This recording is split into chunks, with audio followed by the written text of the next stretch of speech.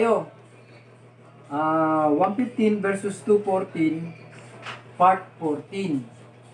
Natapos na natin yung part 13 kanina sa live, kaya dito na tayo sa part 14. Bago tayo magsimula, binabati ko muna yung lahat ng mga damador, sa Luzon, Visayas, Mindanao. Mabuhay kayo. Pati na rin sa mga subscribers at followers. Salamat sa mga pag-subscribe niyo at follows dito sa programa ko. Kaya tara na, umpisa na natin tong labanan. Ano na yung mukha mo?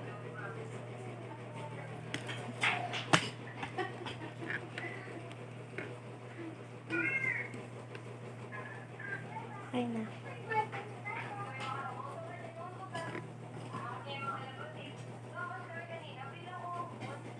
Nag 115 tayo, nag 214 siya, 61 tayo, nag 116 siya. Tapos na tayo sa 72, kaya dito na tayo sa 116. Pag 116 niya, sinayang natin ng 116, nag 16-13 lang siya, kumain tayo ng 16-2, kumain siya ng 7-1, kumain tayo ng 5-15. 3-13 siya, nag 3-14 tayo. Nag 5-1 siya, nag 9-5 lang tayo. 116 siya, 5-1 tayo.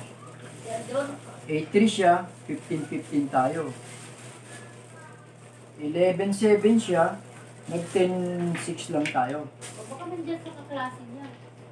Ngayon, hindi siya umatras. Ito yung sa part 12, ay part 30 na Baka nandiyan sa kaklase nagsi-7 to umatras ng maaga. Kanina nga, dun sa live, yan yung itinira na sinasabi ko pa na labanan namin ni Manugit sa tournament. Wala nga. Ito ngayon ang itinira niya. 6-2. Best move natin dito, 115 lang. 214 siya, 6-1 tayo. Nag 9-5 siya. Dito, ang pinaka magandang ititira natin dito, 7-3. Yan. Kumain ng 13-7, kakain naman tayo ng 11-3. Sa part na to, mga kadama, kapag sumayang siya ng 16-13, isasabay lang natin tong 15-1. So, pag kumain siya rito, dadama tayo. Bago siya dumama, may patayan yung dama. Pag sayang ng 16-13, ito nga ang ititira natin. Ngayon, halimbawa, bago siya sumayang ng 16-13, ibinigay niya na muna to. 13-1. Ano bang ano? Ngayon, di kakain tayo na, ay 13-16, kakain tayo ng 1-13. Tsaka niya ngayon tayo sinayang ng 16-13. Diyan sa part na yan, ang best move natin dyan, ipakain muna itong 15-2. Pagkain niya ng 15-2, obligado dalawa, kakain siya ng 7-1. Kakain naman tayo ng 13-7. So, dadalawa uli siya. 13-15. Tsaka naman tayo pupunta sa damahan ng 7-11. Diyan, tignan nyo mabuti mga kadama. Sa part na yan, isa na lang ang tira niyang natitira. 12-8. Halos lahat puro pakain na. Ito na lang ang posibleng ititira niya na walang kain. Halos lahat puro pakain na. Kaya, tignan naman natin dito kung 12-8 ang itinira niya. Pag 12-8 niya, tatiming lang tayo ng 12-7. So, dyan, sa part na yan, ito na yung posibleng ititira niya.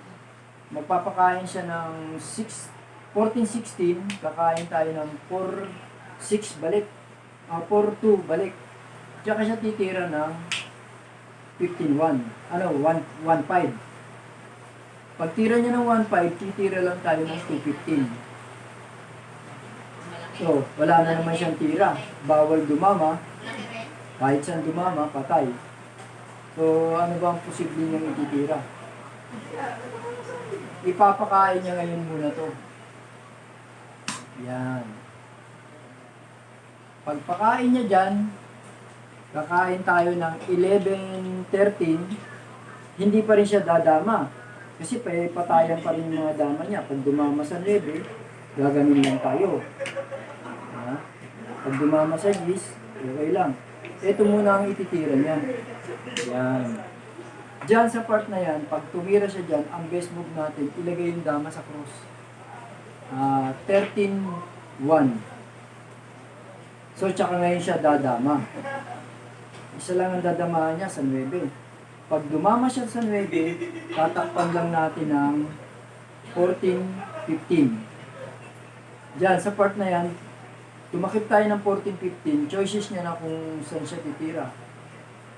Pag dito siya tumira, lansi, ibibigay lang natin ng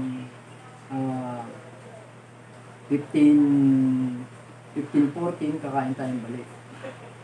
13 yun, di ba? 13. Ngayon, anong posible niyang ititira? Halimbawa, binigay niya muna to. Kung dito naman siya, 313, dun lang tayo pupunta. 13, ano ba yun? 13. Ayan. Ngayon, gahol na siya. Magbibigay na naman siya para 13 ba yun? maiwasan niya mamatay yung dama niya. Ibibigay niya muna to, at saka siya pupunta dito. Pagpunta niya dito, hihilahin na naman natin doon. Patay na naman yung dama niya. So, mali itong itinira niya. Posible na siyang matalo. Babalik ko lang ha. Sabado? Itong, halimbawa, ito ang itinira niya.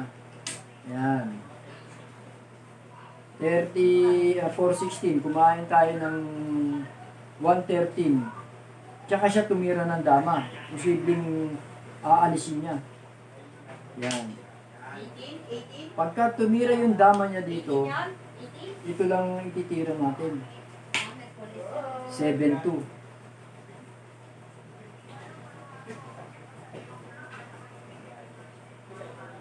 Oh, bawal siya pumunta rito. Posibleng bawal din siya pumunta rito. Kung ito namang ititira niya, mamamatay na yung dama, papakainin natin ng dalawa. Papain siya ng dalawa doon, at saka papatayin natin dito. So sa makatuwid, kontiin na lang yung mga posibleng puntahan ng dama niya. Ito na lang siguro 5-4. Dito sa 5-4, tingnan natin. Ay, bawal din pala sa 5-4. Patay din pala. O gaganunin lang. Talo na agad. So sa makatuwid, anong posible niya ititira? Kung ibibigay niya naman to, maaga naman siyang matatalo. Dalawa, kakainin. Kung gumanon, Ano?